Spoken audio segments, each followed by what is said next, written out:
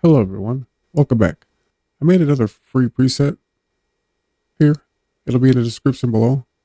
I made a tracker that you can use on the edit page for the ones that don't like Fusion. Seems to work pretty good.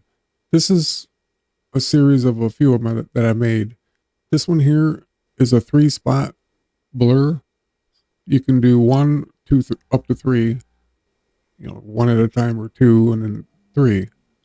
You don't have to do them all at the same time. For like blurring out somebody's face or whatever you want to blur out in a video.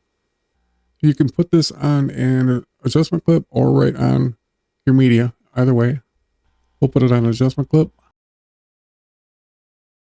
After you download it, go to Effects, SDS 3-spot tracker.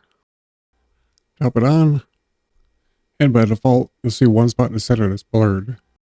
You want to turn the Fusion overlay on? Just switch here, turn it on and off. Just hit that little arrow and Fusion overlay, and that'll show all your trackers. Put the first one on there, add another one. For some reason, I can't get all the trackers that show up on the tracker list. For whatever reason, I've selected every control in the macro for the tracker many times, and it never shows them all. So I don't think it's possible, but they are there. We just added this one. Now I'll add one, put it on this guy here. And there's the third one. I seem to have better luck with the best match. I'm in the middle of my timeline, so I'm going to track both ways. And you notice in tracking, when the tracking controls brighten back up, I'm going to highlight it again. Right now it's done. And I should mention, because the blur is turned on by default for track 1, if this is in the way you track, turn it off before you track.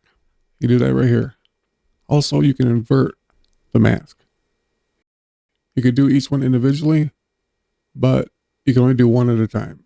If you do another one, it'll just cover up what's masked already. Then you want to go to this ellipse tracker 1. Right click on it, connect to, track path 1, position. And that'll put it right on the tracker.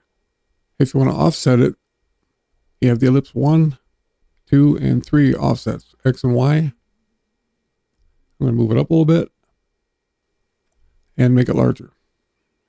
You can change the blur size here, how much you want it blurred. And again, you can invert it. Like I say, you don't have to do all three at once. I'm just doing it for demonstration. Now we'll go down to the second one. We'll turn blur 2 on, and that is now in the center. We can toggle this off now. We don't have to have it on. And go to ellipse tracker 2, right click, connect to, path 2, track path 2, position. It'll take it right up to where it belongs. And again, you can adjust where you want it with the offset. Now we'll go to 3, turn blur 3 on, go to the ellipse tracker 3, right click, connect to, tracker path 3, position. And I went right to the third one. We can size it right here. And of course, invert it if you want. And it will track them. If you have a problem with it losing the track as it's leaving the screen, this one is actually doing it. It's very difficult to see in this video. Some of the upcoming ones that I have coming will show it better. I have a few other ones I made. But you can go to Fusion and correct this so it'll actually track all the way off the screen.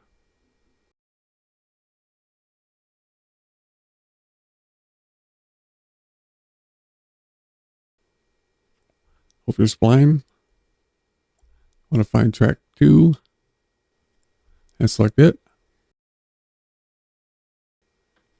Zoom to fit. Like I say, this isn't too bad. Where it starts to turn is where it doesn't want to completely leave. If you delete them, highlight them, delete. Now you see the line is completely horizontal. Leaving, right click on the box, gradient extrapolation. Now you'll see the line is continuing upward. Like I say, it's very difficult to see with the blur. I do want to put that in there if you're having that issue. You'll usually see it much more prompt down in the spline as well. And now it'll go continuous completely off the screen. Well, there you go. Thanks for watching, and I'll see you in the next one.